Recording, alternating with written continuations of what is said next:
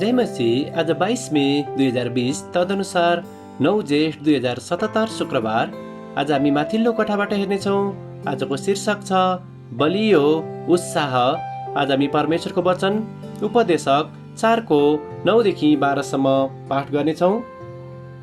1 भन्दा 2 असल हो, किनभने तिनीहरूले आफ्नो कामको असल फल पाउनेछन्।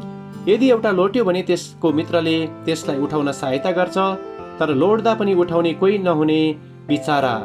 त्यस्तै यदि 2 जना सँगै सुते भने ती न्याना हुन्छन्, तर एक्लै त कसरी न्यानो हुने? 1 जनालाई कसैले जित्ला, तर 2 जनाले त आफ्नो सुरक्षा गर्न सक्छन्।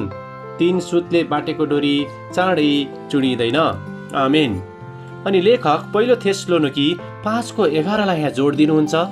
यसकारण एकले अर्कोलाई प्रोत्साहन देऊ र एकले अर्कोलाई दरिलो पार्ने काम गर, जस्तो तिमीहरू गर्दै पनि छौ। आमेन। अनि लेखक आफ्नो अनुभवलाई यहाँ यसरी वर्णन गर्नुहुन्छ। हामी दर्शक भएर हेरिरहेको पौडी प्रतियोगितामा धेरै जसो भर्खरका किशोर किशोरीहरू थिए, जसमा हाम्रा 2 जना नातिहरू पनि सहभागी भएका थिए।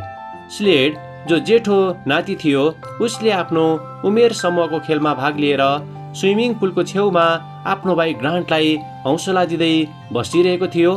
वरपर भिडको निकै चर्को हल्ला भए तापनि हामीले स्लेडले आफ्नो भाइलाई ग्रान्ट अझै जोड साथ चल, तिमीले पुरा गर्न सक्छौ भन्दै गरेको सुन्न सकेका थियौँ। जसै मैले यो दृश्यलाई परबाट निहालिरहेको थिएँ, मैले विचार गरेँ भिडले के विचार गर्दैछ भनेर। वास्ता नै नगरी ऊ उफ्रिँदै कराइरहेको छ। ऊ आफ्नो भाइले खेल पुरा गरोस् भन्ने कुरामा मात्र केन्द्रित भइरहेको छ। पछि पनि जब मैले स्लेडले आफ्नो भाइलाई दिएको उक्त जोसिलो उत्साहको बारेमा विचार गर्दै थिएँ, तब मैले आफैलाई पनि प्रश्न गरेँ, के ख्रिस्टमा रहेका मेरा दाजुभाइ दिदीबहिनीहरूलाई पनि स्लेडले जस्तै जोसिलो उत्साह दिन मैले सकेको छु र? तब मलाई लाज पनि लाग्यो, किनभने त्यसको उत्तर मसँग छैन थियो। मेरो नातिभन्दा फरक अरूले के सोच्लान् भनी आफै भित्रको भएमा म प्राय शान्त रहेको थिएँ। तर स्लेडको उक्त व्यवहारद्वारा मलाई परमेश्वरसँग क्षमा मागेर अरूहरूलाई जोसिलो उत्साह दिनको निम्ति एउटा शिक्षा मिलेको छ। आमेन। आजको विचार, ख्रिस्टको नाउँमा आज म कसलाई उत्साहको वचन बाँडु? प्रार्थना।